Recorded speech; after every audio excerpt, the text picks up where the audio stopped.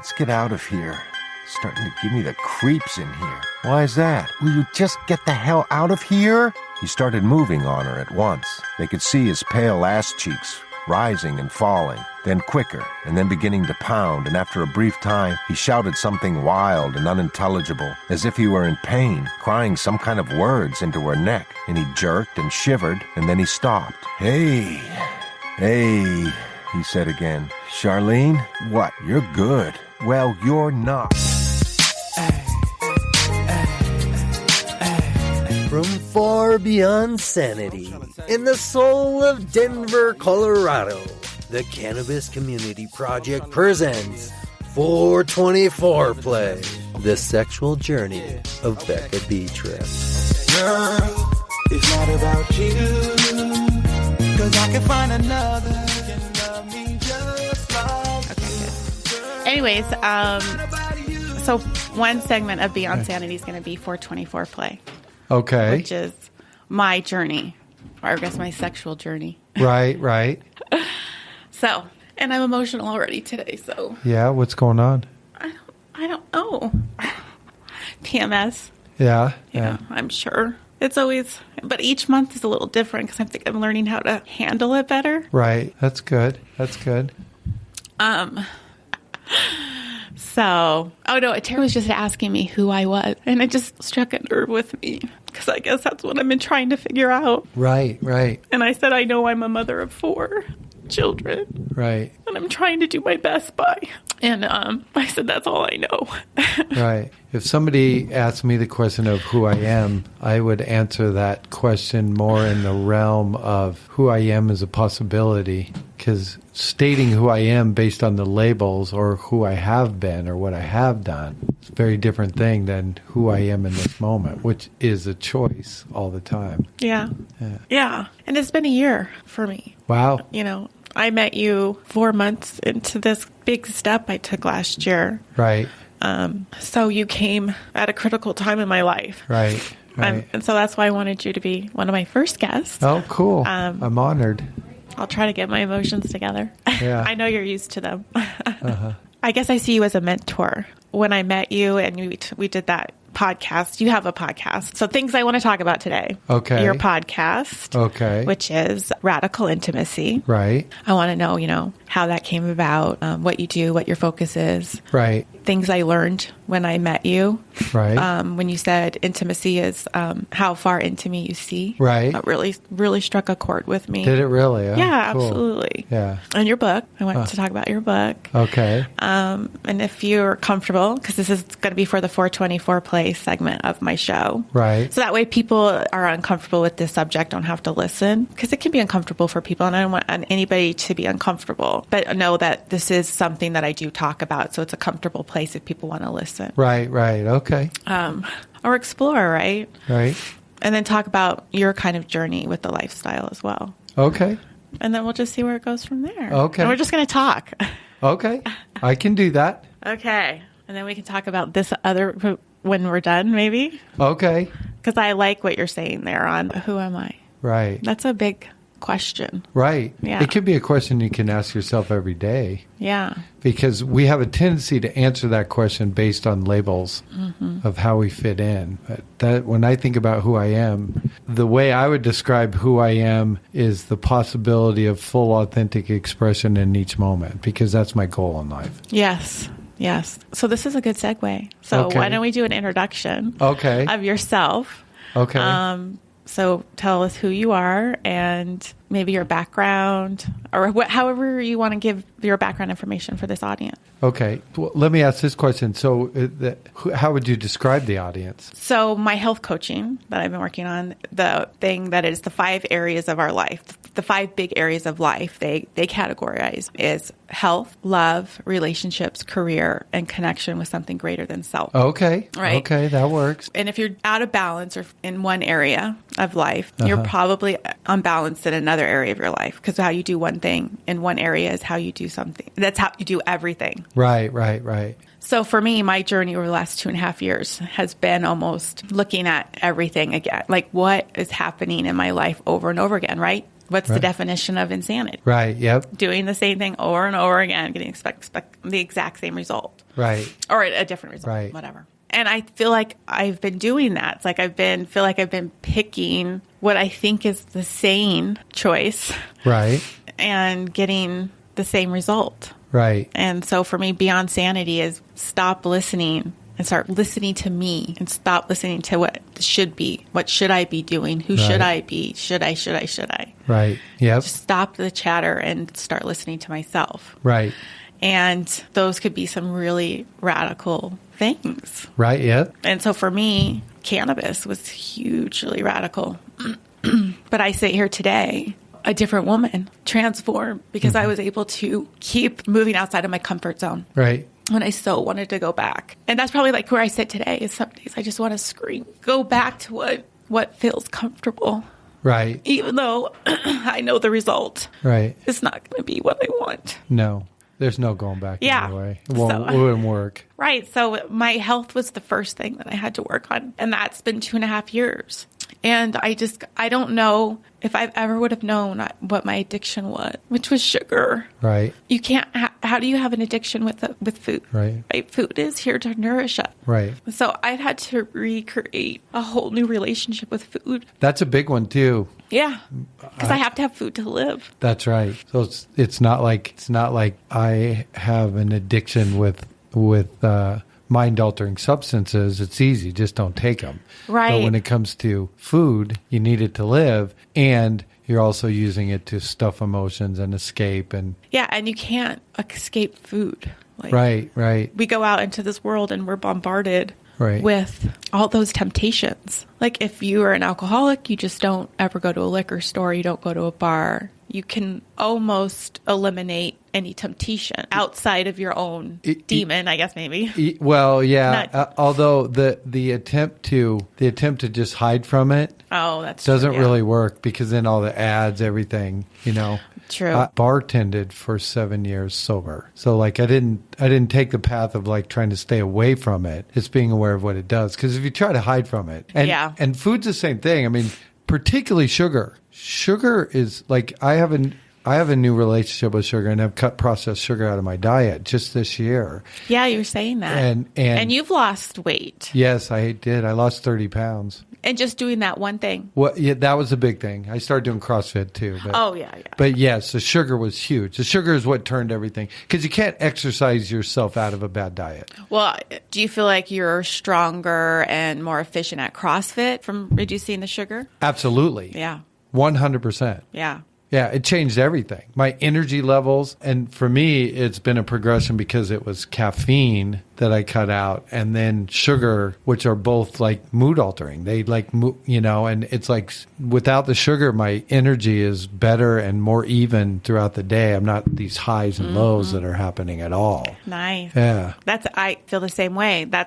I like that you say hiding. Yes, you can't hide from life. We tried. You can't. And you notice it. And like with sugar, I notice like all sorts of messages about it, like that starts from when you're a kid, and it even goes with adults, that sugar is how we reward people for doing something good or giving them something that they deserve. So it's like, oh, we've done good. Let's go get ice cream. Mm-hmm. Let's have some cake. Let's celebrate birthdays with cake. Like, and it starts from a kid. It's like all celebration is these sugar bombs. Mm-hmm. So there's an association with it. Oh, yeah. Yeah. I know. I try so hard. I always tell Willie, I don't want to use dessert as a reward or punishment. I don't want to use food that way. Right. So it's transition. It's transition slow down to the next level. It starts with me and Willie, and then it's coming. I mean, I can already see changes with the eating, but we still have a long ways to go with the kid. Right. I got to just get faster at that. Yeah. But then sometimes I'm just like, just eat.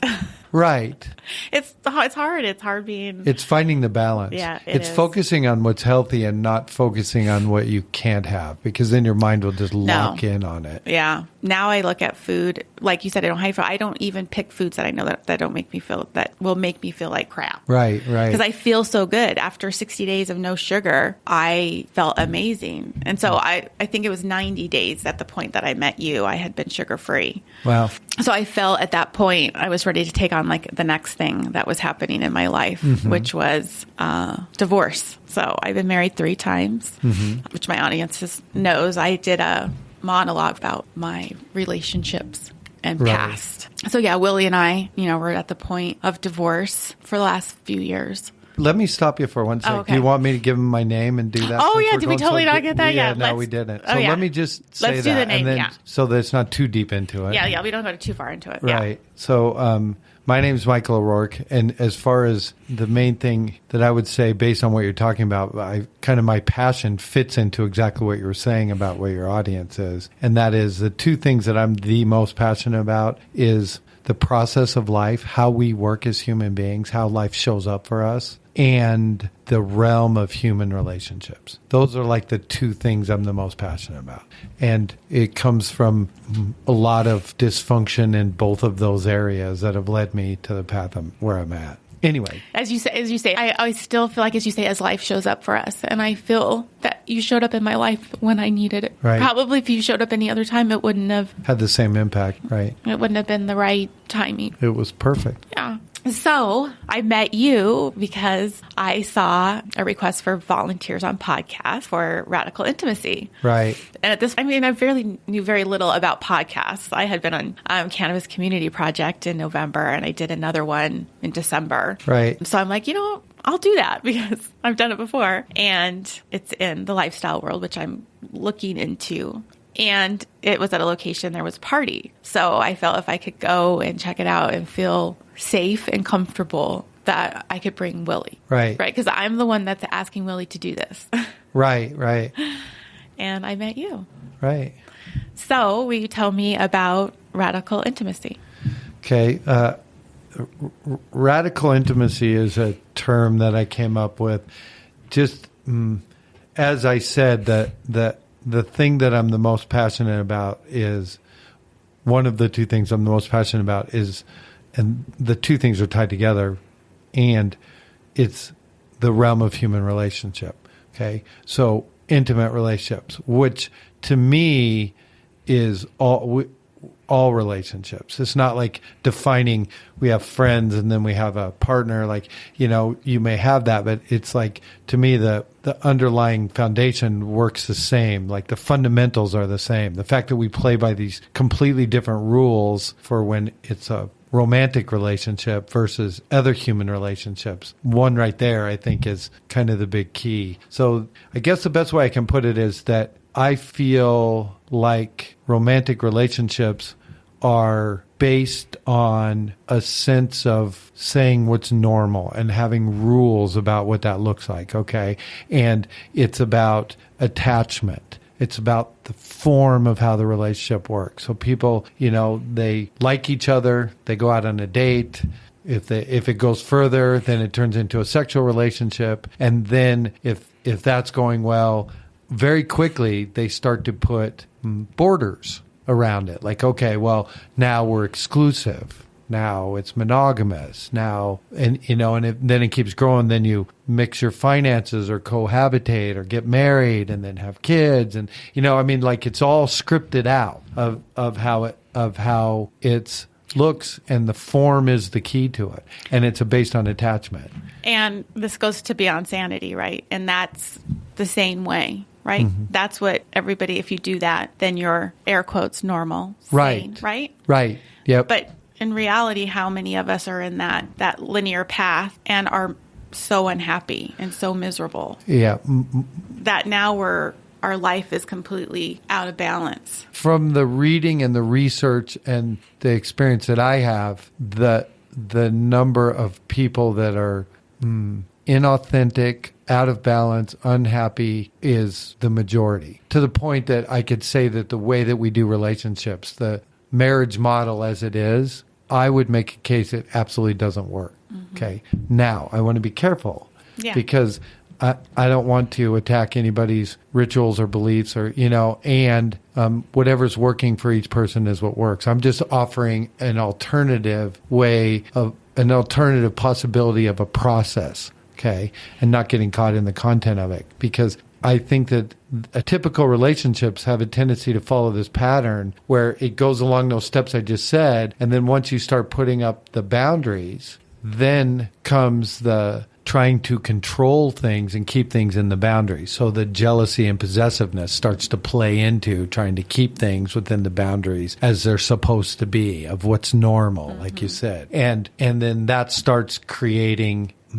a perversion from intimacy or love. And there's people that'll make a case that like jealousy, like if you're jealous, it actually shows that you care. So it's like equated with love. And I would say jealousy is a perversion of love.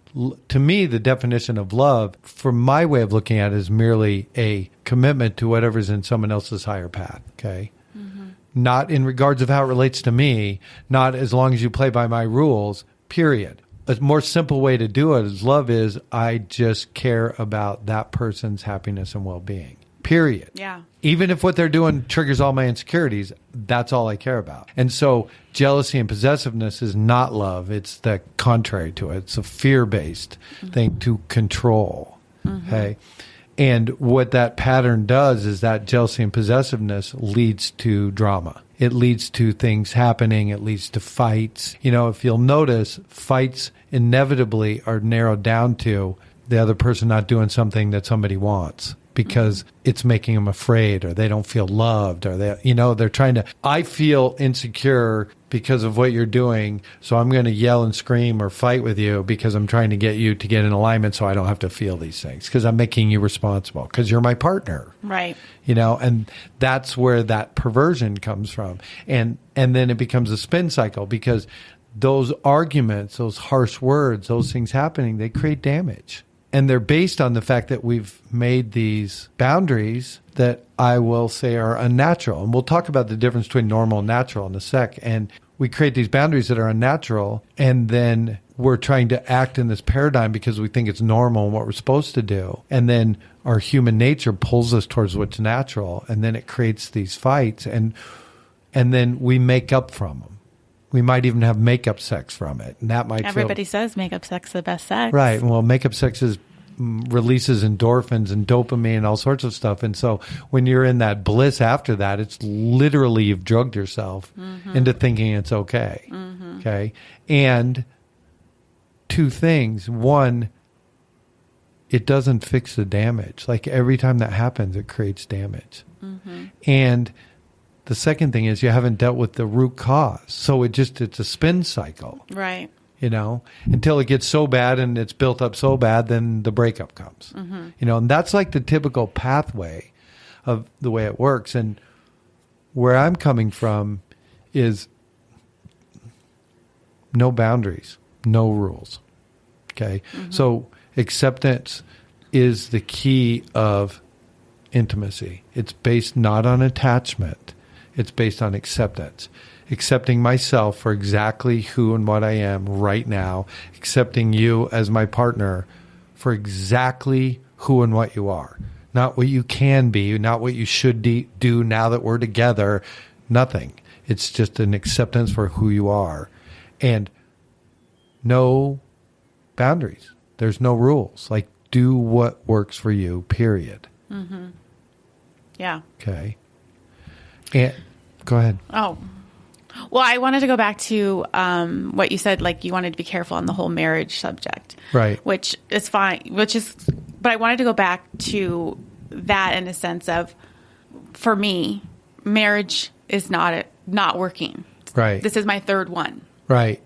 So at this point, I'm the common denominator, right?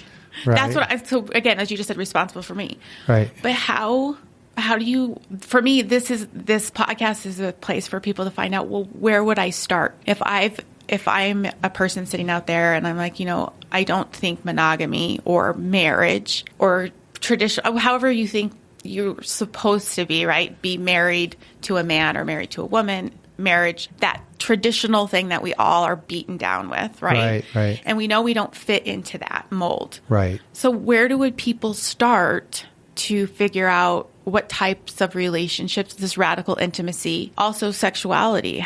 Maybe I'm not heterosexual. Maybe I'm not homosexual. Maybe I'm, you know what I'm saying? So how do you start that self-discovery and knowing what are your alternatives are besides what we all know, marriage? Right. That's a great question. Okay, so was that too many questions? No. It's all tied together. Because I think too, based on our conversations that we've had, because ever since we've met, I think we've met at least every month or every other month. You make time for me. Right. Like for me, coming into the lifestyle, that's just saying I'm open to other alternatives. But I know there's a lot more things I haven't investigated. And it's like, where do I start? Anyways, you've been married. So I guess it's kind of like, how did you decide, or what made you question that monogamy and marriage wasn't something for you, wasn't fitting who you were authentically? Right. Okay. So let's come back to that. Okay, and I'll answer your first question, but it leads back to the other one. Okay, good. Perfect. So the first thing is, first of all, let me just say that the act or the ceremony or the legality of marriage itself isn't really relevant to to how we do it. It's what it represents. Okay. And many, if not most people are actually playing by the rules of marriage, even if they don't get married. You know what I'm saying? So right. It's the underlying thinking and the framework of that I'm offering alternatives to. Okay. Marriage is a ceremony. It's some religious and legal ceremony twisted together into something that by itself doesn't mean anything. It's what we make it mean. Mm-hmm. And the thing that I would offer, and this goes back to my natural conversation, is that it's relatively new in our human history. It's only been in the last 10,000 years of our human history that we've even come up with this idea of possessiveness, of monogamy, sexual exclusivity, of till death do us part. Like that is, for 200,000 years before that, we ran around with no concept of that. The advent of that was at the beginning of the agricultural age when we started owning things. Parental certainty became an issue because if we were going to move our bloodline on and we owned everything, we needed to own the female because she had parental certainty. If you give birth to someone, you know it's your kid. Man, you don't know that. And before the agricultural, we traveled in tribes and parental certainty wasn't important. So it wasn't a natural part of our existence to have possessiveness or jealousy or... I have a quick question on that. Yeah. When you said 10,000 years ago, running around in tribes, or I like say maybe communities. I feel like we're definitely lacking in community. Right.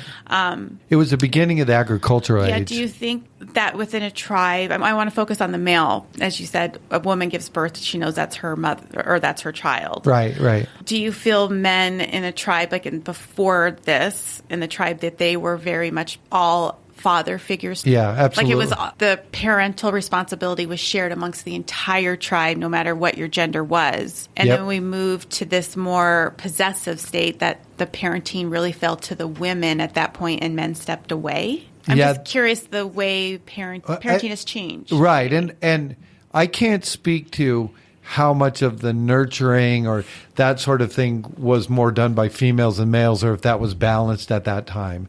The thing that I will say is that before the agricultural age, when we were hunter-gatherers and we were traveling, everything was done everyone involved was doing what was best for the tribe. Because out on your own, your chances of survival plummeted. Everything was based on what was best for the tribe, including raising kids. So the concept of possessiveness didn't exist at all. No, because the thing is, the children are what continues your existence. That's right. Right? And so a whole tribe could wipe extinct. Right. Part of its thriving survival is reproduction. Absolutely. Yeah. And now we're so overpopulated. Do you think? I don't know. Right. That's a whole nother topic. Well, so anyways, I was just thinking maybe how dynamics have shifted also from a parenting. Obviously, the whole family structure is completely different now. Right.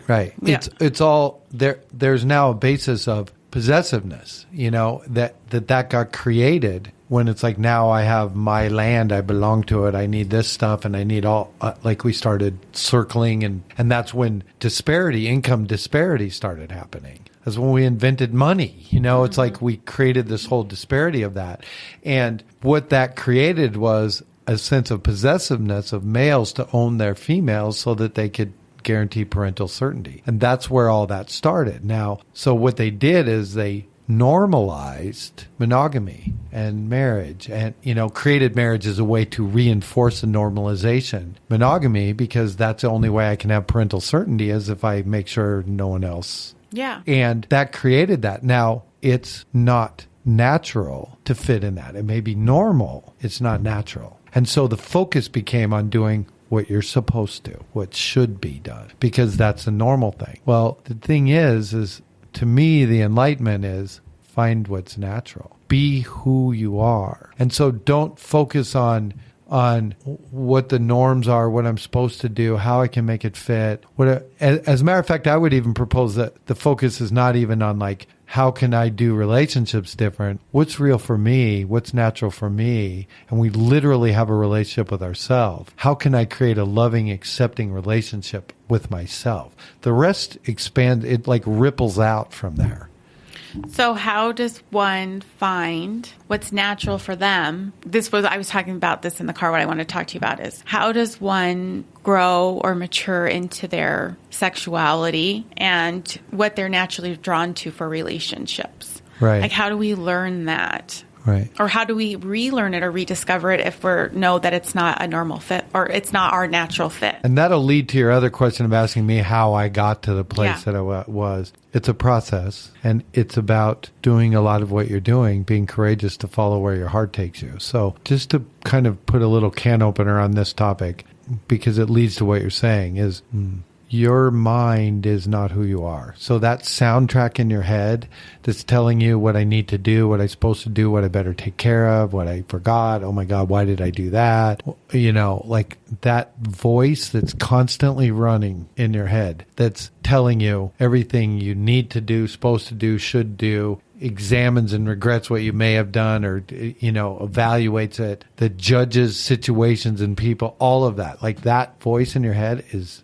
not who we are. And not only is it not who we are, and I would define that as our mind or ego, which I would call those interchangeable. And we are conditioned by our raising of our society that we're mind identified, that we need to listen to that voice. If it's not who we are, at the very least, it knows what's best for us. And it'll tell us it knows what's best for us. Okay. Well, it doesn't. It doesn't have our best interests at heart. All it wants to do is stay in charge and run the boat. But it does everything based on anxiety and fear because right here, right now is the only thing that's real. It's like that's all that's real. And that's where love, compassion, change, it all exists in the moment. Okay. And if you'll notice, the content of our mind is always outside of the moment. It has no access to the moment. Its content is always spinning on what do I need to do or, oh my God, what did I do? Mm-hmm. Even if it's patting yourself on the back, it's just still not living in the moment. So it's like, as my son likes to say, your ego is not your amigo.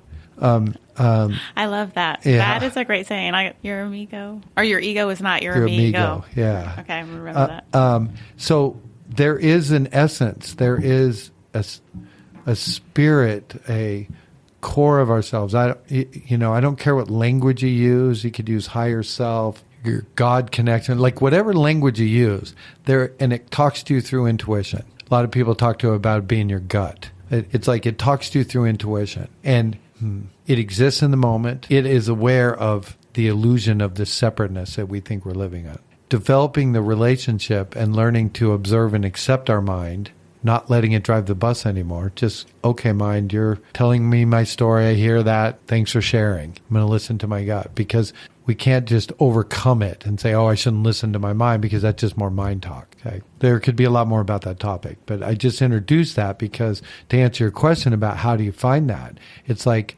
start paying attention to how your mind is not your friend, how it's telling you things, how it's beating you up, how it's telling you what you're doing wrong, how it'll tell you on one hand not to do something and then turn around 2 minutes later and tell you what a loser you are because you didn't do what it just told you not to do. It'll beat both sides of the fence. Yeah. And just observe it and accept it. Playing the observer of our mind. And that will allow the spirit of who we are to come through. Okay.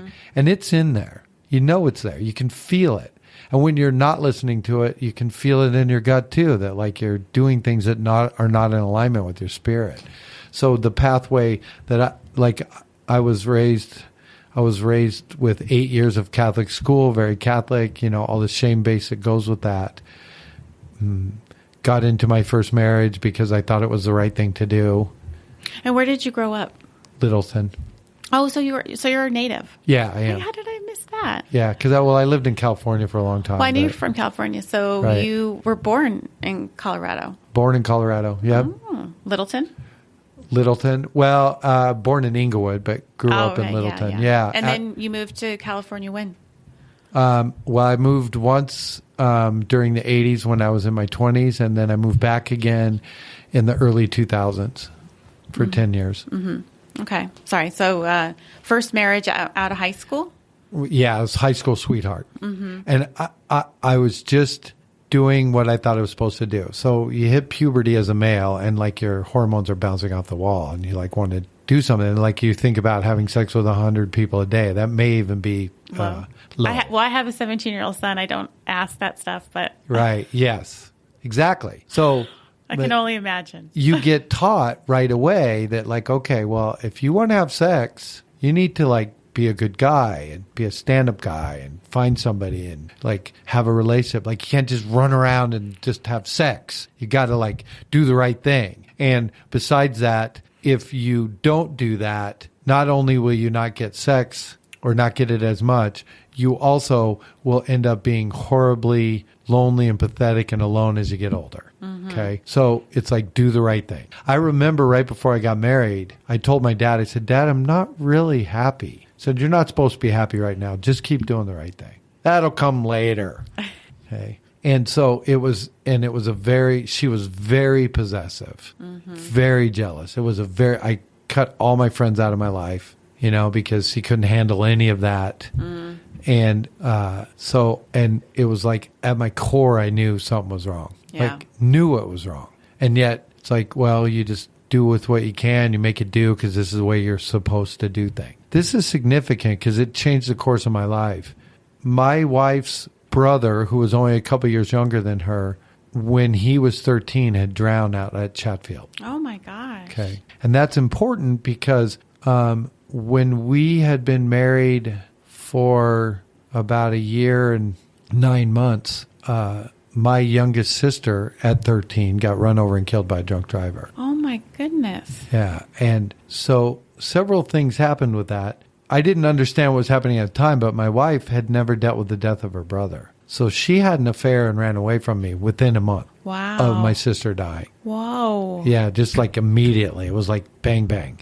And this whole thing about live towards the future, do the right thing, all went out the fucking window. I'm like, fuck that. You can die in a split second. So do you think your sister's death triggered her to be unfaithful to you, or do you think she was already unfaithful? No, it happened then. Oh, okay. Flat out. Okay. Yeah. Yeah. Yeah, no, guarantee. Our life was so locked up that like the very first time she was with him, I knew. And actually, I'll share something too. There was a little bit of learning in that too, because she did not like having sex with me. She told me it was horrible. She could go her whole life without it. She held it over my head. You know what I mean? She did not like it whatsoever. And then she hooked up with a guy when this happened that she loved having sex with. Okay. I was at the most vulnerable part of my whole life. She was the only person outside of my family that I thought understood what I was going through. Because losing a very bright, amazing, beautiful spirit of a 13-year-old sister is not the same as losing your grandmother. No. Or No. aunt. I mean, those are sad too. I've had both that, but it's not the same. And so she was the only one outside of my family that I thought could really relate to who I was or what I was going through. And I'd always wanted to have more sex with her, and she never wanted to. And now she abandoned me at my most vulnerable moment and was loving having sex with someone else. Right. Barely even tried to hide it from me. Yeah. Okay. And I learned something about myself in this. Just like I learned with a girlfriend when I was 13, which is a whole nother 13 or 14, which is a whole nother story. But it kind of goes to your question about how did I know, or how did I start to find my true self? Mm-hmm.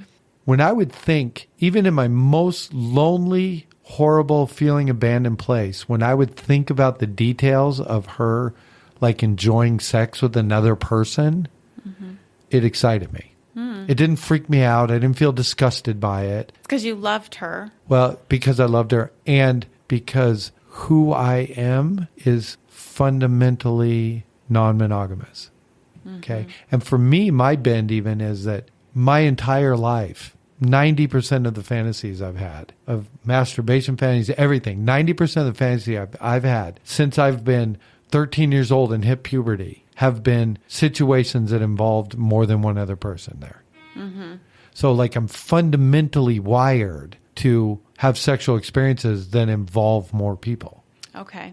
So the idea of somebody that I love having sex with somebody else, not only does it come from the compersion standpoint of like, I'm just happy because she's happy, which it does. It also excites me because that's the way my brain works with it. For someone I'm close to get sexual excitement drives me crazy. It really turns me on. And that was the first time that it's like, even in all of those dire circumstances, oh, I'm not reacting. Like what's going on inside me is not what I would expect based on what's perceived as normal. Right. Because people who have been cheated on have a tendency to say, oh, when I think about it, it just makes me sick. I'm, sick to my stomach. I think about them, or moaning different or what, like none of that bothers me. Never has. And so that was kind of a first key with that. And I also threw out the whole window of like what you're supposed to do, live for the future. Fuck all that. I threw it all out the window. Now, for me, I'm an addict. So what I also did is just started escaping those feelings and started living, quote unquote, in the moment, but just doing it in a completely self-destructive way. Right. So my alcoholism and drug addiction just nosedived. After your marriage? After the first that, marriage? After the first marriage and after my sister died, which both happened at the same time. Yeah. Were you already drinking then? Yeah, I like socially or every day? My perception of it is that I was on the pathway of a good functioning alcoholic that would have been in my 50s or 60s before it finally caught up to me. Oh, okay. But it would have been. I have two friends that I grew up with that are just now looking at that in their 50s. Their life is a string of effects from their functioning alcoholism. Right. You know what I mean? They kept jobs. They did stuff. One of them ended up getting injured and then kind of fell into something else. Somebody else got DUI and finally woke him up. You know what I mean? But it just, I was on that pathway. I was just like those guys. That would have been me, dealing with all the years of that wreckage and survival through it. And so, no, it turned up the volume. Because I feel like I was born an alcoholic and an addict. It just how it plays out. Yeah. So you're a functioning alcoholic, and then what made you wake up from that? Well, so the years from the beginning of 84 till the end of 89 was just an ever deepening cascade downward. Now, the only bright spot in that is my son was born in 86. But and this was with I got married a second time, but not to my son's mother. Oh, okay. We had about as dysfunctional relationship as you could possibly get. And when we gave up on trying to do the relationship part and just became parents, it worked way better. I'm very fortunate that we have a very loving, caring relationship that was based on what's best for my son. I feel very grateful for that. And between 84 and 89, or the end of 89, so basically from 84 to 90, it was just basically a barrage of ever-increasing drinking, drugs, cocaine, crystal meth, like it just and it ended up hitting bottom in California because I'd moved to California the last 2 years before that. Okay. What woke me up to that is I got to the edge of dying and decided to ask for help instead of dying. Nice. I'm glad you asked for help. Yeah, thanks.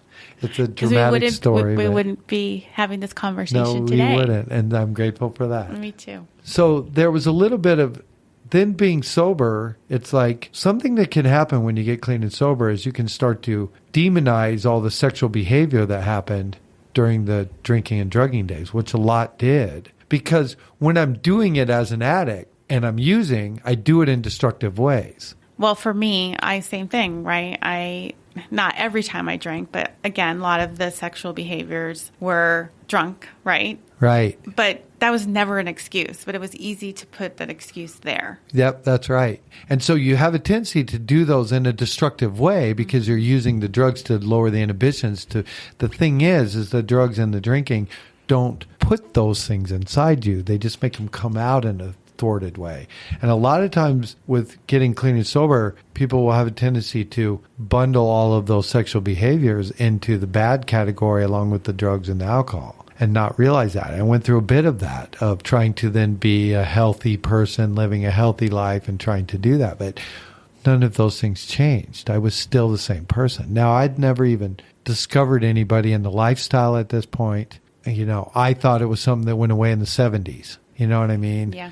Well, no, I don't know. I was born in 74. Right. I Well, I see- was too young too, but We all know Boogie Night. right, which was made much later. But yes. Yes. But I was still like, this doesn't feel right to me. Like I would try to follow the rules and have relationships based on that, but it was like it just didn't feel right. And I would talk to people about like this whole idea about being sexually exclusive, like doesn't make any sense to me. The idea of someone I'm with having sex with someone else excites me. I want to do that. All my fantasies involve more than one other person. Like, and they're all just like, you haven't grown up, you haven't matured, you're afraid of commitment. When you meet the one, it'll change. You know, you just haven't loved right. You know, until I was 35 years old, not a single person that I brought that up to saw what I was saying at all. Literally every single person told me, no, you're wrong. That's wrong. That's just not the way things work. And guys, when guys talk to guys, they're even aware of the fact that like being sexually exclusive is abhorrently unnatural. Mm-hmm. It's just understood. But they say, well, yeah, but you just do what's right. You do what's normal instead of what's natural. So the focus is on normality, not on what's natural. Right. There was no one having a conversation with, well, let's explore what's real for you. Right. That's exactly right. So how do we do that? Okay. So it all begins with the self-acceptance. It begins with that, because what I've found through this path is that if I don't think that something about myself is okay, and then I go on a journey to make it okay from outside of myself, it won't work, because I can't help but recreate situations that support the story that I have inside myself. So it's that observe and accept. It's paying attention to what the story is and then learning to love and accept ourselves for who we are. And it works really amazingly, because it does help to find groups or people that are more supportive. You know what I mean? Like I went to my first lifestyle party on New Year's Eve of 96, you know, for New Year's Day of 97. And maybe we should stop here and define lifestyle so that... Oh, okay. I didn't know. We've been throwing that word around. I know, but maybe we should take a time out and say, because lifestyle, I think, is just a portion of alternative relationships. That's right. And some different ones use terms like the lifestyle. Kind of the big one as I'm using it is, you know, swingers. Yeah, I categorize as swingers, or I say alternative relationships, because I think, how would you define swinger? That's a great question, and we can get into some danger with this. Oh, well. Because that's one thing I want to be very careful about, too, is that, to me, identifying yourself with a group can be helpful if it will help you find support for discovering who you are. And identifying with a group can also put you in narrow boxes and can have you start playing by new, quote-unquote, normal rules. Okay, so like identifying myself as an alcoholic was helpful to break the pattern of the alcoholism. And if I only define myself as an alcoholic and get trapped in that, my life gets very narrow again. Mm-hmm. Same thing with when I went to that first swinger party. It was like I went from not a single person agreeing with what I was saying to literally every single person that I shared with that going, yeah, you're right. I get what you're saying. Mm-hmm. I was like, I found my people, you know what I mean? Right. And so that was very supportive. And if I then go, okay, well, what's a swinger and what are the rules of a swinger and how do I fit in as a swinger? Like then it starts to become a narrow path again, because it's not what the rules are. It's not what's normal. It's what's natural. And we can only discover that within inside ourselves. Right. Because there's been a divide over the years between the polyamory groups and the swinger groups, you know, and it's like I fit right down the middle, you know, it's like. Well, then let's take a second there. So what do you think is the dividing point between swinger, like if you categorize yourself as a swinger, I say categories, but if you feel the most connected with swinger versus polyamorous, right? What would you say are the two distinguishing between the thing that I would say as it seems to be practiced okay, because there are all different flavors of it, is that the swinging lifestyle has a tendency to be couples oriented, okay, and they have a tendency to be couples who are trying to expand on their sex life with, explore different things besides just monogamy. Okay.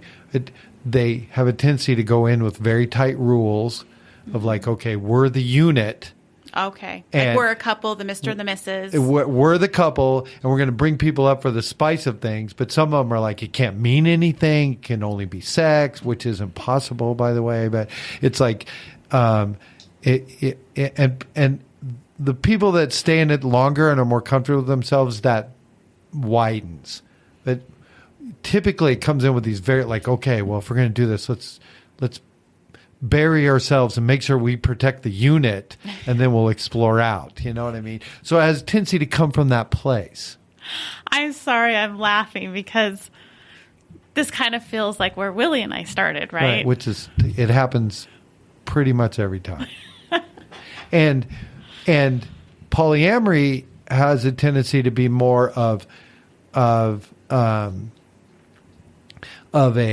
trying to create multiple intimate relationships. So they can use terminology like primary relationship or secondary, can be part of it or not. They have a tendency to be more, it's not just like a couple and then outside people. Some of them do stuff close to that, but kind of the underlying thinking about it is like multiple loving, intimate relationships and whatever forms those take. Mm-hmm. Now, that world can also have its own set of rules of how it sees things to be. And the divide, I think, is thinning. And traditionally what I would run into is the polyamory group would think that the swingers are just a bunch of fucking sex fiends trying to have sex. And the swingers would think that, it's like, yeah, like we're going to get some intimate relationships like involved in our couple. No way. You know what I mean? It's frightening. Right. And to me, the key point to it is kind of where I'm coming from, the whole underlying thing. Like, I'm not out to advocate swinging or polyamory or any other. No, it's finding out whatever your truth is. And to me, the underlying thing is doing what works for you and not having you're not laying rules on someone else of how they have to behave, or allowing anyone else to lay rules on you. Mm-hmm. To me, the whole no boundaries, no rules is the key. Well, I think that's the other thing too, is that we are not necessarily taught, which I think is part of my growth, is standing in my ask, standing in what I want, what I desire. Right. And not backing down from those things and compromising, which will make me unhappy. Right. So same with this lifestyle. Yeah. I say coming as a lifestyle, meaning I'm coming away from monogamy and I'm looking for an alternative. Right. And I put that out there to my husband, saying, I do not want a monogamous relationship. Right. But I don't know what I want. Right. Will you be my partner in finding it out? Right. And that's a very big ask. But I think being able to be open and honest with him about that, he knows that if he decides that that's not for him, right, at least we understand why, right? And he can be happy for what I'm looking for, right, and I can be happy with what he's looking for. But I hope that at this point he's willing to take every step that I've asked, right. And it's not that he's uncomfortable. Well, I mean, he is uncomfortable in a certain sense, but he's not running for the hills, right? So right. I don't know.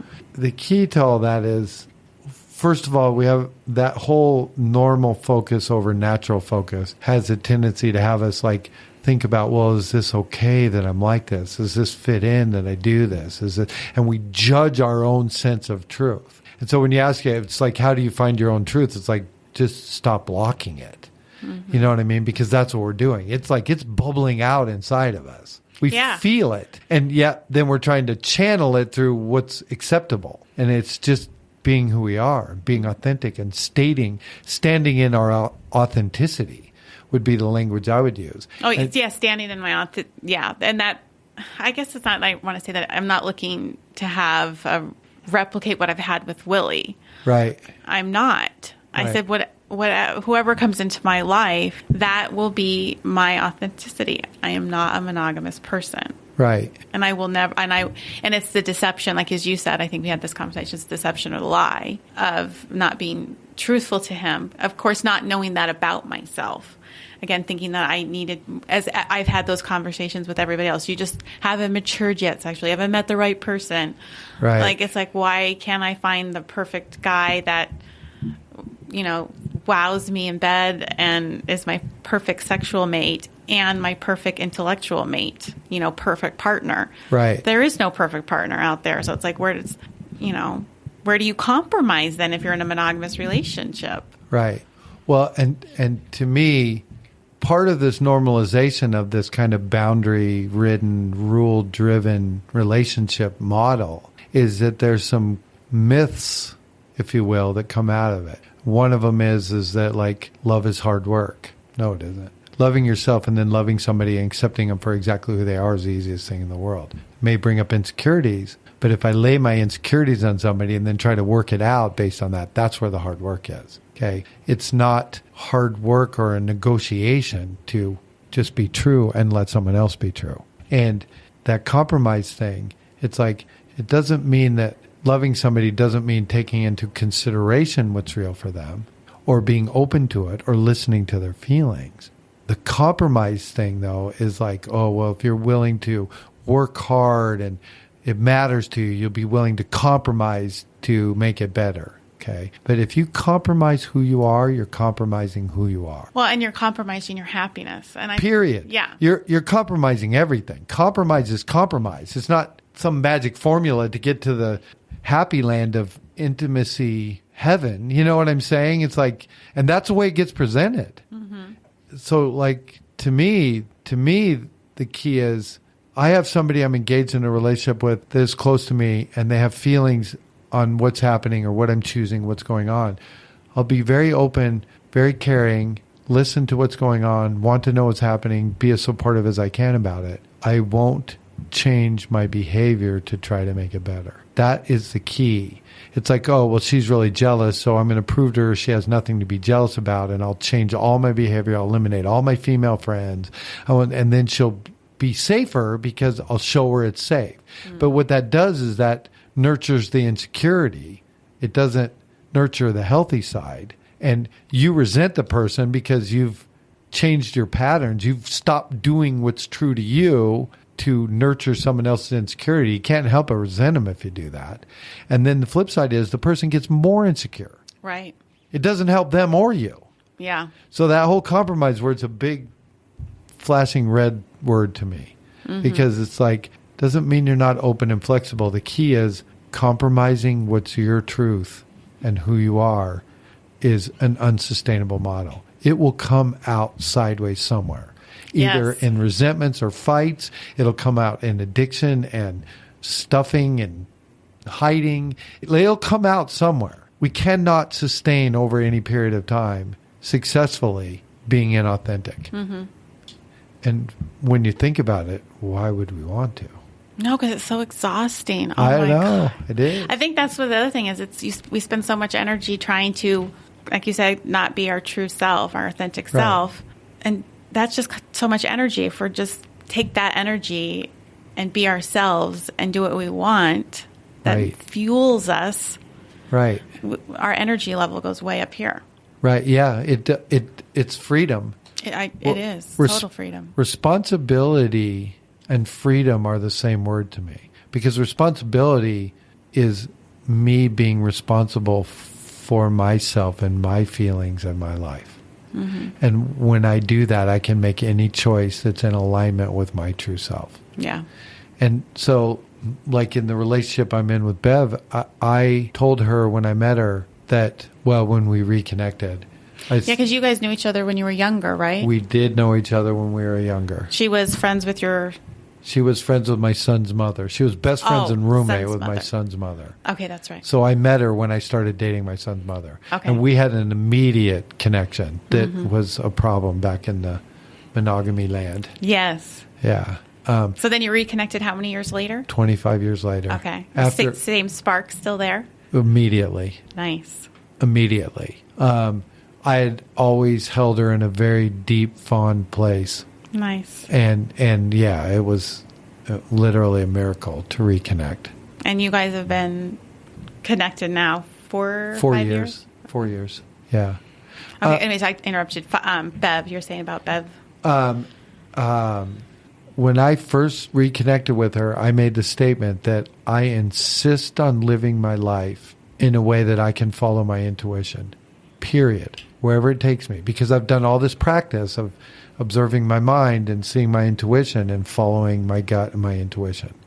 That's how life shows up in an empowered way for me. So I insist on living my life in a way that follows my intuition without compromise, without negotiation, without rationalization, without explanation.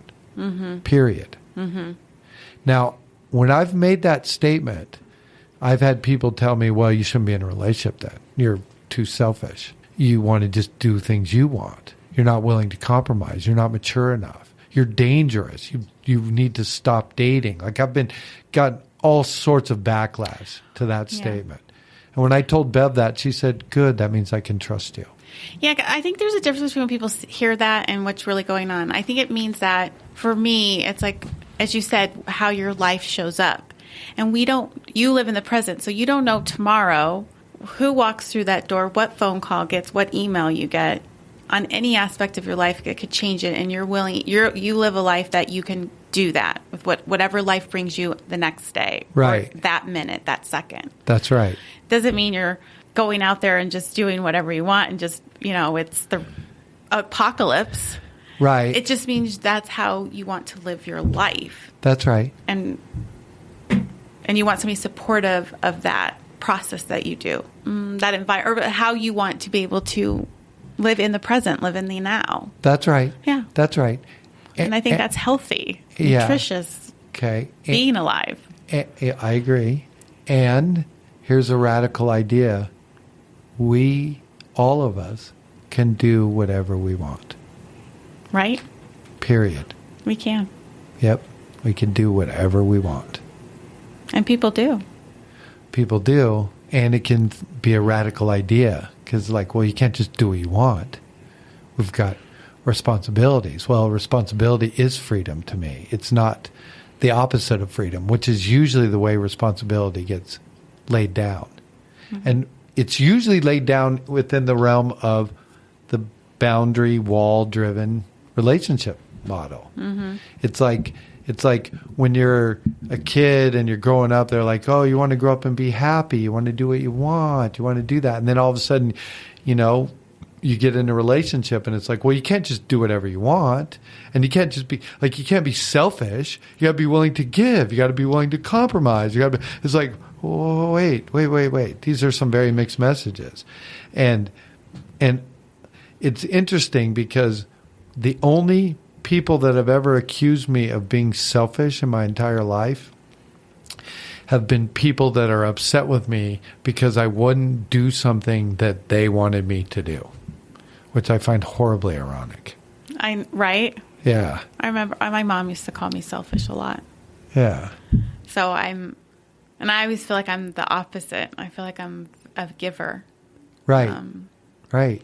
Yeah. And but I hear that voice in my head, like my kids are home, fall break. I got my 4 kids at home. Right. I'm working the beer fest for 3 nights, which right. loving that because that fuels me. I'm a social person. Right. But that voice in my head says, I should be a mother, I should be at home. Why am I out here doing this 424 Play podcast? And right. Because you're following your authentic self.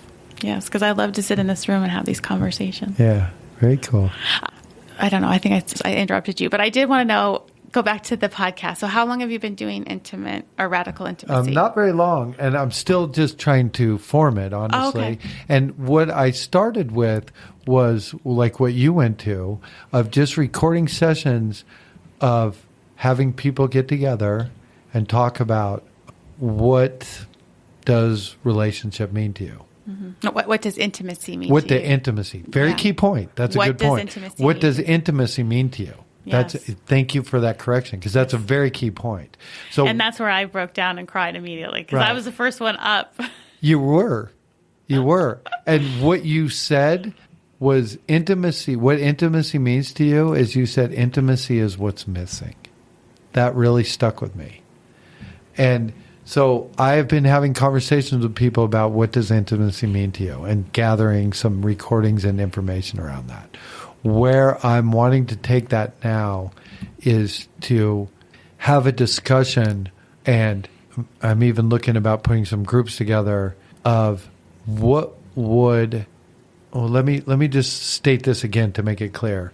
I feel that boundary-driven relationship, rules-based relationships are what's normal, and I don't think they're natural. Mm-hmm.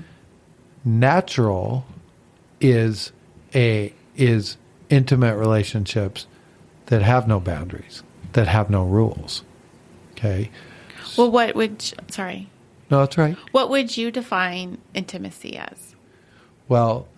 I know you say into me you see. Right, exactly. So intimacy is sharing who you authentically are with another person and seeing that. Or seeing it in yourself. We have intimate relationships with ourselves. As a matter of fact, the relationship we have with ourselves creates every other relationship we have. Mm-hmm. Like I'll cover this real quick. We talked about this earlier, and I talked about that it starts from self-acceptance within, and that if we're trying to fix it from the outside, it doesn't work. Even though I met the lifestyle and went to that party and started running in circles of people that like did that, I still was creating relationships that would be conflict because I still didn't think my sexuality and how I was okay. Mm. And so I still couldn't help it. I'd meet them. I'd tell them this is what I'm into. They'd say, oh, that sounds great. And then when it came down to it of actually trying to explore it, they'd freaking flip out. You know what I mean? And tell me how crazy I am and I can't do this. And that was fine before, but now I love you, so I can't stand it, you know? And then it would just blow up in a fiery ball of drama. You know what I mean? I don't mean to be laughing. Yeah, no, it's pretty funny. Because I feel kind of, yeah. And it was over and over and over again. Yeah. And it took me getting to the point of like going, I do not care if I spend the rest of my life alone masturbating in the corner. This is who I am, and I'm okay with it. Yeah. And here's the amazing thing.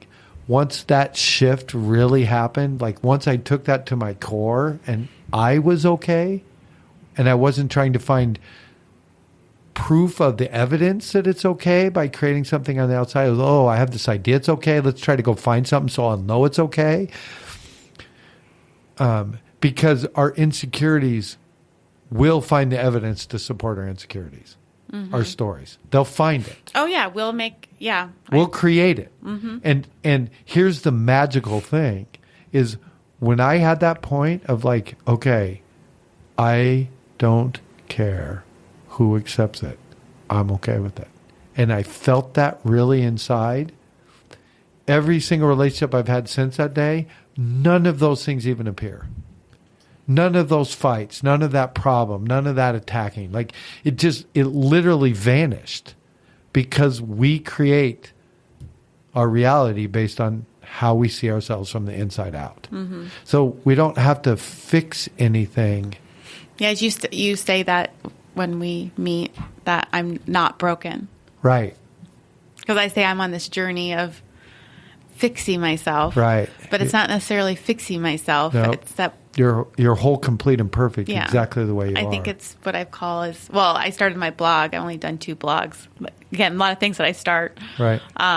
Peeling, or the self-peeling onion. Right. So basically it's peeling away at all of the stuff that I've added and padded on in my uncomfortableness and trying to fit in and do the same thing and compromise myself just to be accepted. Right. Exactly. Mm-hmm. And be because the masses. You don't feel acceptable inside, so you're trying to create it from the outside. And it absolutely doesn't work. No.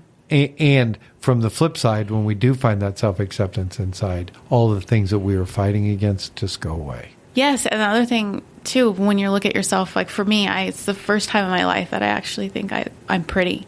Right. That's awesome. It's hard to say. Yeah. And I never want my children to not think they're beautiful and good people. Right. So I think, and I know it sounds crazy for people listening to this podcast, but I do all this for my children. Right. Because I think the sooner that they love themselves, Right. the better their world will be. Yep. And your actions are making so much noise they can't hear a word you're saying. So the fact that you're actually moving through this to live a resigned life where you did all the shoulds and stayed home all the times you did and preached at them all this stuff about living a full life and being truly authentic, if you weren't doing it yourself, would fall on deaf ears.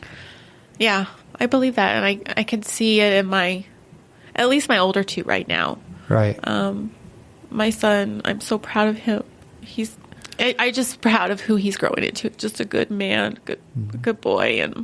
And my daughter too, she's figuring herself out. And I think my daughter's been very comfortable or open with her sexuality and her she identifies as poly. And of course, I never even heard of any of this stuff when she started talking about it 2 or 3 years ago. Right. And I've just been supportive with her and just ask her a lot of questions. Right. Which then spurred my own almost sexual discovery. It's kind of weird. Right. She's doing it, and I want her to be able to feel comfortable asking questions and being okay that she doesn't know, or she's not interested in boys, or maybe she's just not interested in that piece yet. Right. And that's fine. She's only 14. Right. I just know I wasn't the same as she was at 14. Right. So part of me feels like I'm going through what I should have gone through as a normal 14-year-old. Should have gone through normal. Yeah. No, having the ability to explore. Right. I don't know. Our generation, I think we're maybe 10 years apart. I don't even know how old you are. Yeah. I guesstimated maybe we were 10 years apart, just based on your son's age. Right. Okay. I don't know where I was going with that. So, to go back. So anyways, freedom to be able to explore what feels natural. Right. Like instead of saying you find a boyfriend, you're monogamous, you get married, you have, that lineage. I don't want my kids to see that that's the path they have to take. Right. I want them to be able to figure out, hey, maybe this will work. I don't really like that.Maybe this will work. Maybe I don't like that. And to me, that's the thing of what I want to explore with the radical intimacy is what does it look like not to have boundaries? What does it look like to have intimacy where we're just truly accepting and embracing and celebrating all of each other based on what our truth is and not trying to put boundaries to make us feel safe around it. And in fact, I just registered because I wrote a piece that I call Fierce Love, and it's kind of the vision of how I kind of see that next step with radical intimacy is creating a vision of something that I call Fierce Love. And I got a website that's fierce-love.com that I just got. And because that whole radical intimacy thing, like the next step to me is like, I've just been exploring what intimacy is to people now. And what I'd like to explore is what does it look like to create human relationships that are not based on boundaries, rules. Okay. And there's a dynamic that you notice happens in quote unquote typical relationships is that it has a narrowing effect. It's like when you're free and single, if you will, you're out exploring, doing all the things like you're talking about. And then when you get connected, now all of a sudden the road narrows. Now all of a sudden there's like all these things you're supposed to do. Now you're responsible. You're going to settle down. It's like there's like all of this stuff. And so it becomes a very narrowing experience. I used to run around and do this, and I used to have all these girlfriends, and now we're together, that all changes. So it has this narrowing experience, and what the vision I have is a relationship actually being an expansive experience, where it's a widening one, where you have somebody that's working with you that's like, oh, okay, well, you were doing that and that, well, go do that. And wait, you were running into these boundaries or these fears, or you're holding yourself back with that. How can I help you get through that? Not, well, you don't need to worry about that anymore because now you're with me. It's like, how can I expand that? How can I be a platform for you expanding your life, not an avenue of how to narrow it down to fit into what I need you to fit into? And so I would love to, I've done so much exploring with the way it is. I'm really at the place of wanting to explore what's possible. Yeah, so you've been asking people what intimacy means to them. Right. So now the next thing you're asking them, what would it be to have a relationship that's expansive experience? That's expansive. One that did not I have... would love that, actually. Would you? Okay, cool. I'll definitely make you a part of it. I'm thinking about even putting together a group to kind of make it an ongoing thing and kind of handpicking people that are like ready to make that journey of what does a completely free, intimate experience look like? Mm-hmm. I don't know. We all came from our own baggage of our mind-identified, narrowing, rule-based, normal, focused, so it's like... And it's also, I think, if it hasn't been natural for you, how do you make it natural to not have rules and boundaries? Because we live in a society with rules and boundaries. Like everywhere you go, there's housekeeping rules, what you can and cannot do. Right. Everywhere we go. Right. It's true. And that's okay for certain things, right? Obviously, we all have to get along. But when it comes to how you live your life on a day-to-day basis, how do you actually throw the rules out? Right. And honestly, you bring up a big topic, and most of the rules that really clamp us down are rules, particularly rules based on our relationship map. Like what we've been taught is the book of how love looks, and this is the way it looks, and this is like check chapter 8. This is what you're supposed to do here, and the book is not reality, but we treat the book like it's reality. But the book's just a book that we got filled with all this information that we haven't really examined. Mm-hmm. Well, this is a good segue to your book. Okay. So let's talk about now you wrote a whole book, or you're in the middle of writing a book? Yeah, I'm in the middle of editing a book, and I'm also in the process of writing a book. So you have 2 books. 2 books, yeah. Okay, and the one you're editing. The one I'm editing is called Life Now. Okay. And it shares a personal experience of my own journey, just for the sake of trying to talk about the process of life. Because a couple things that I would say are key to it is, one, that we get taught that we find fulfillment and happiness in life through the content of life.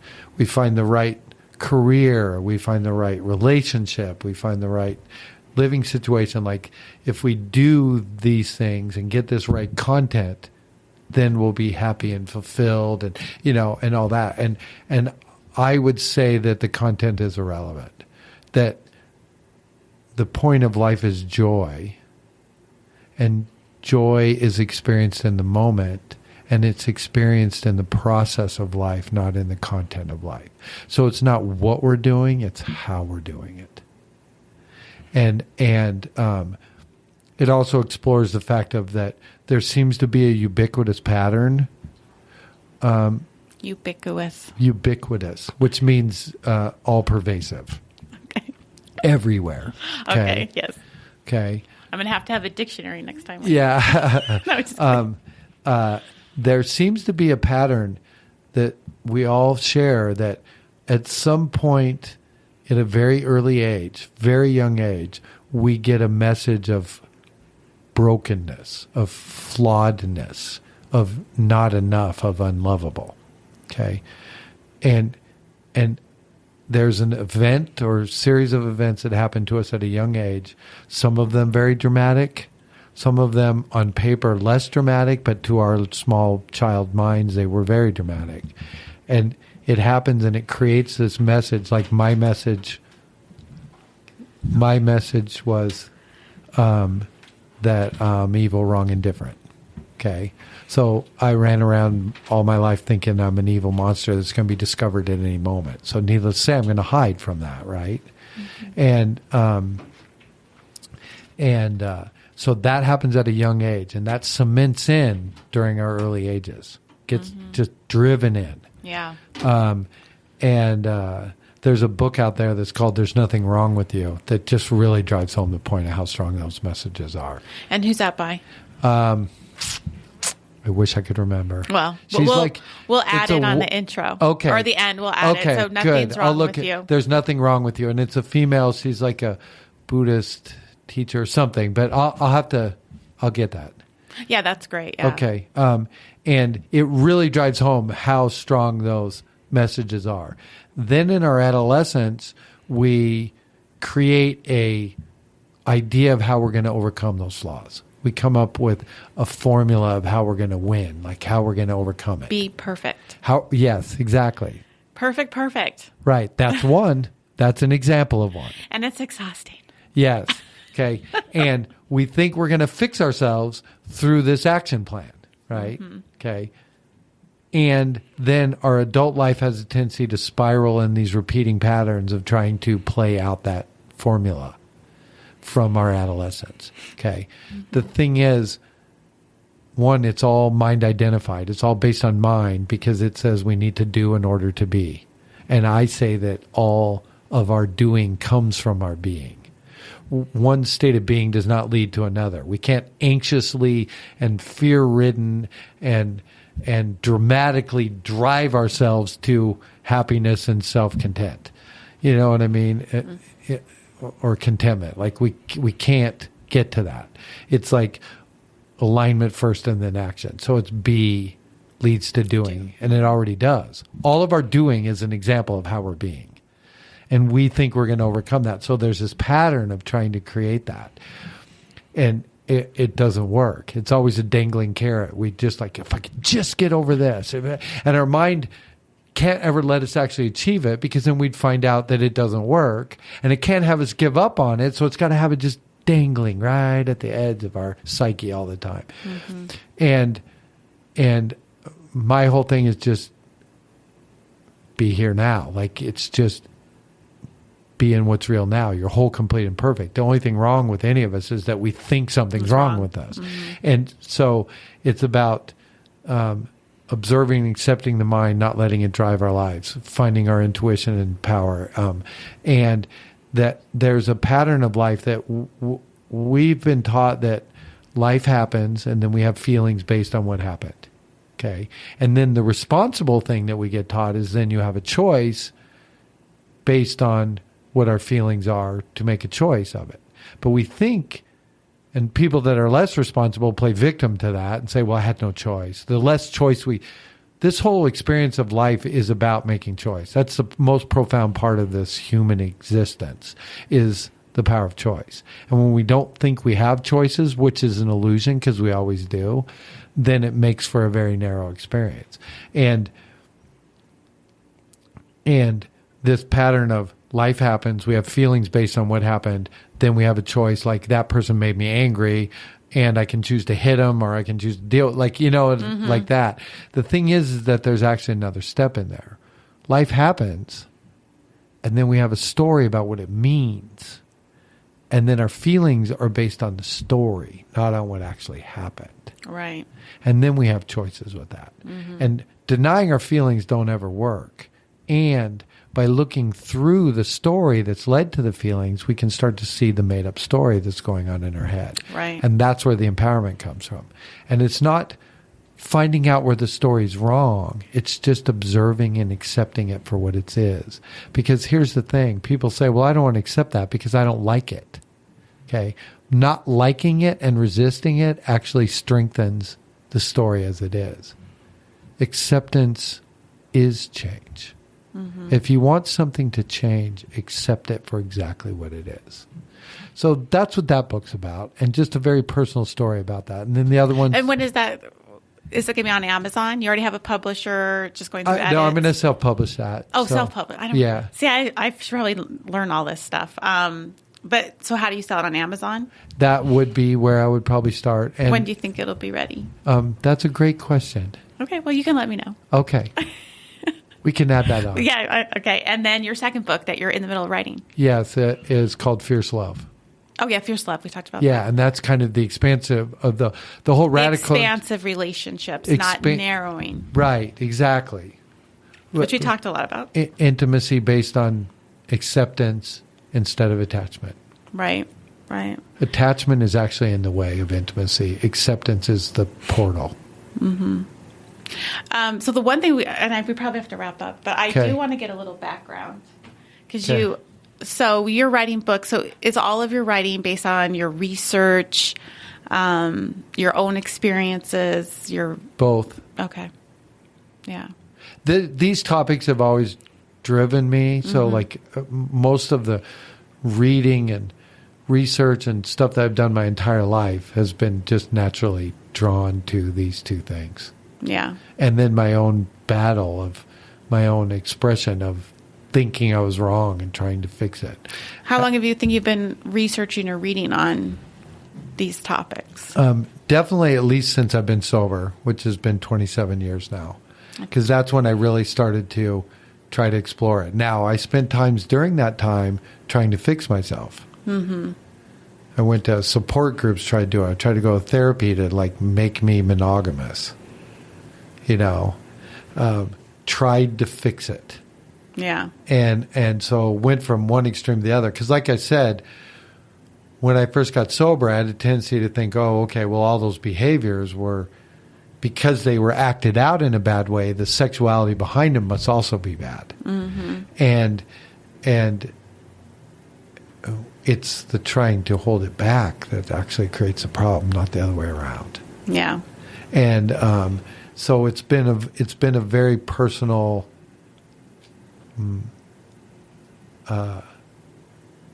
very emotional journey of my own growth to it, and along with that, it just I just eat books up that cover these topics, and the whole thing about the whole really looking at expansive relationships. There's not that much out there. The stuff about the process of life and finding your true self and coming from within, that there's been thousands of years of that. Yeah.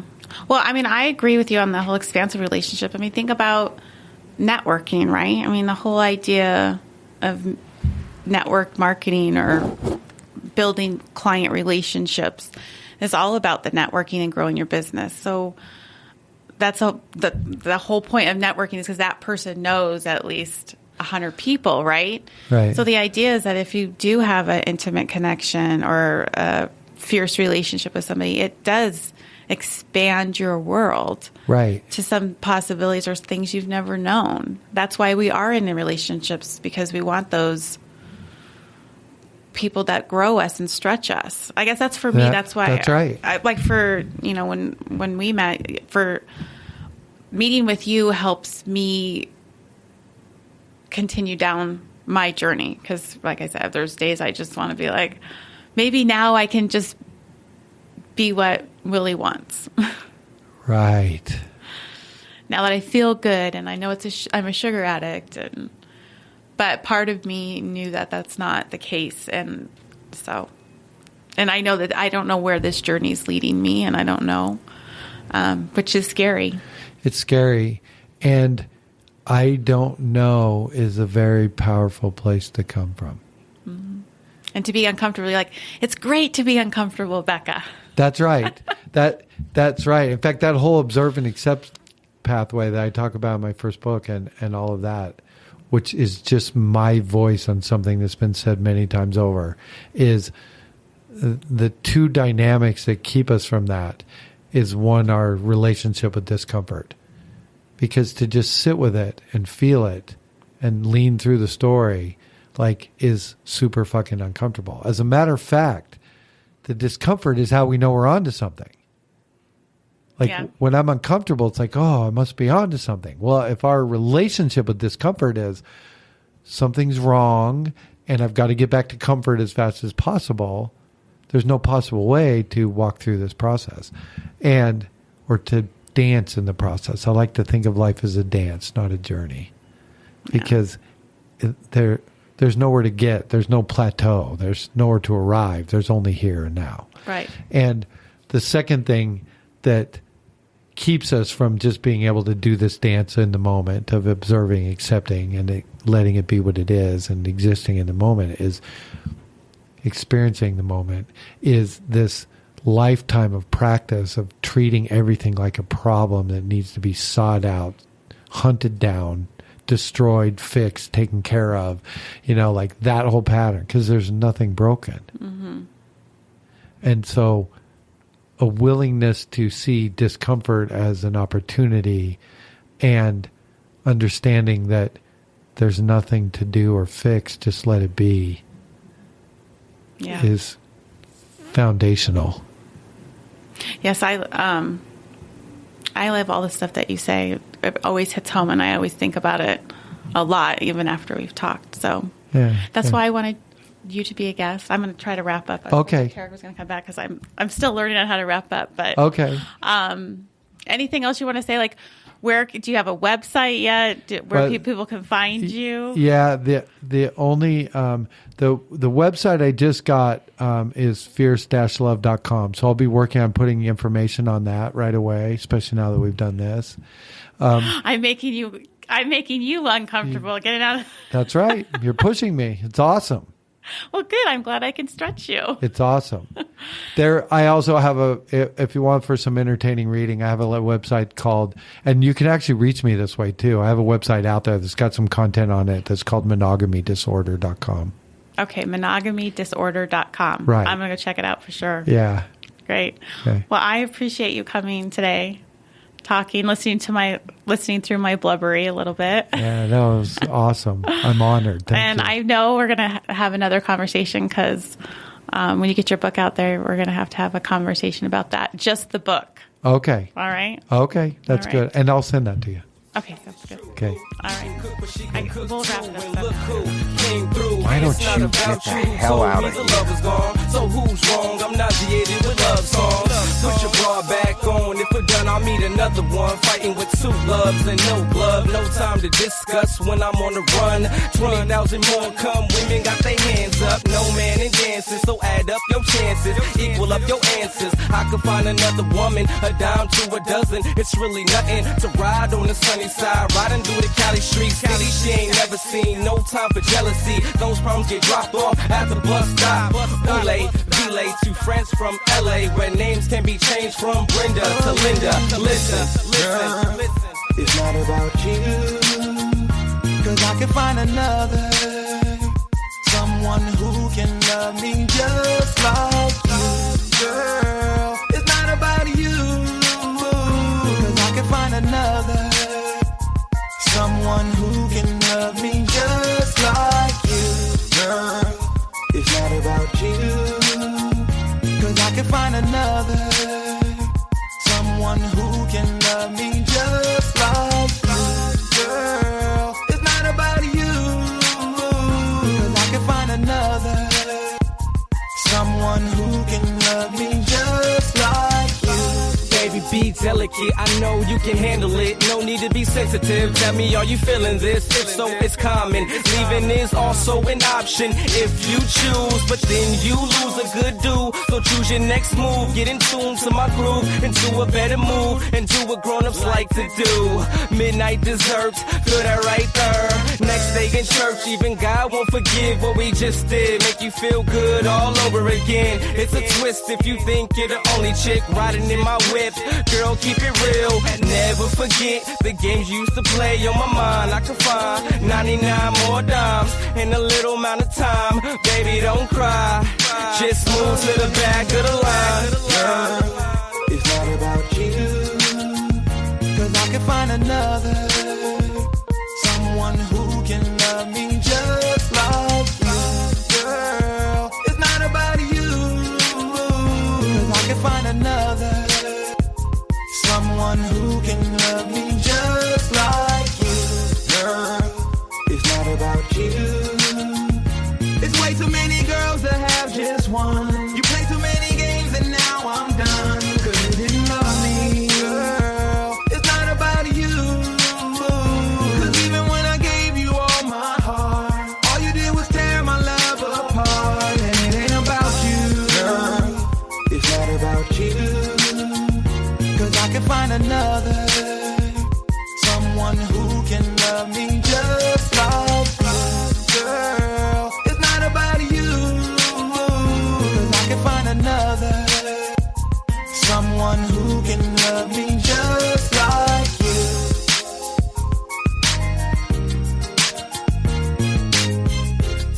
Oh yeah, just like you.